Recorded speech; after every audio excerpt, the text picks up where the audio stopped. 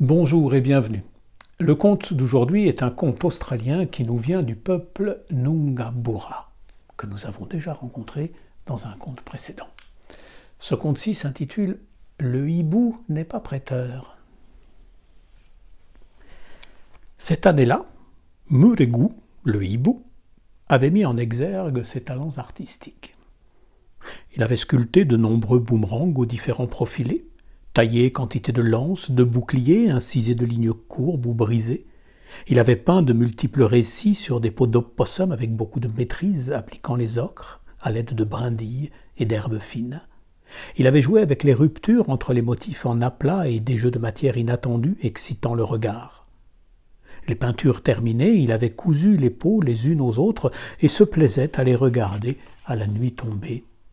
Alors que le paysage environnant avait disparu, chaque motif s'animait et les histoires se déployaient sous ses yeux. Une nuit, Baloo, la lune, lui rendit visite.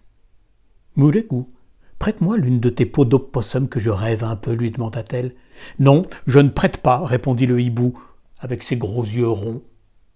« Alors donne-moi une. »« Non, je ne donne pas. »« Alors échange-m'en une. Contre quoi? De la poussière de lune? »« Non, je n'échange pas, poursuivit-il d'un ton ferme pour clore la conversation. Baloo, la lune, pointa alors sa lumière sur les armes sculptées. « Muregu, prête-moi. »« Non. »« Donne-moi. »« Non. »« Échange. »« Non, non, non et non » cria l'oiseau en agitant les ailes. « Très bien. Muregu, puisque tu ne veux pas prêter, puisque tu ne veux pas donner et que tu ne veux pas échanger, je rentre chez moi construire ma hutte pour me mettre à l'abri. »« À l'abri de quoi ?» demanda le hibou. « À l'abri de ton envie de posséder, » lui répondit la lune. Muregu tourna sa tête, en signe de dédain. Baloo, la lune, se chargea alors d'écorces d'arbres, puis retourna à sa place dans le ciel. Depuis son arbre, Muregu vit se former un deuxième halo lumineux autour de celle qui l'avait agacé. Dame Lune s'était construit une hutte de bois et s'y était installée. Soudain, un vent froid se leva. D'obscurs nuages vinrent rouler dans le ciel, comme le font les boules d'herbe sèches dans le désert, puis le vent devint humide. C'est alors que des torrents de pluie tombèrent sur la terre. Muregu, aux plumes détrempées, faisait grincer son bec. « Encore une idée saugrenue de Baloo, pensa-t-il. » La terre but, puis elle en eut assez.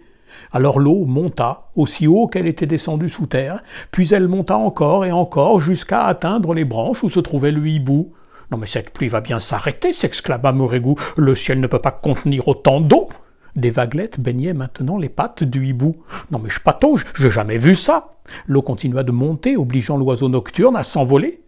Ses armes et ses peaux peintes, accrochées aux branches, furent emportées, et Muregu ne les retrouva jamais. Quand l'ondée cessa, les nuages se dissipèrent. Laissant la nuit sortir de sa torpeur, Baloo, la lune, s'adressa à Muregu.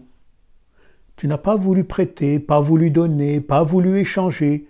Tu as voulu tout garder pour toi, c'est contraire à la loi. Toute création, qu'elle soit sienne ou d'un autre, nous est prêtée. Et nous devons la laisser circuler, c'est ainsi que l'on transmet. Toi, tu as voulu garder, jalousement posséder. C'est un désir qui noie tout, à l'image de cette eau venue du ciel qui a vite inondé et fait disparaître tout ce qui était beau, si bien que personne ne peut plus en profiter. N'ignore plus la loi, Muregu. Elle est notre garante de l'équilibre sur la terre. À demain.